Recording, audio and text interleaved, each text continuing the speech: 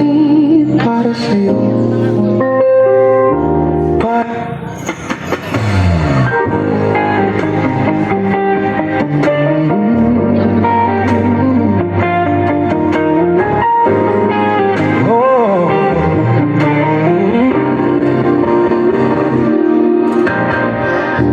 Hindi biro ang sumulat ng awitin para sa'yo.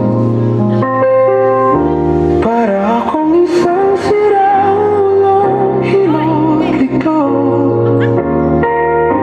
sa aking pangminana ng piano, teklado'y pilit nilalaro.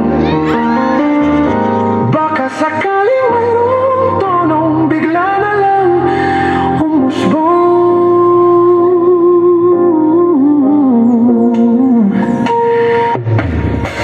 Tungkol saan naman kaya ang awitin para sa'yo?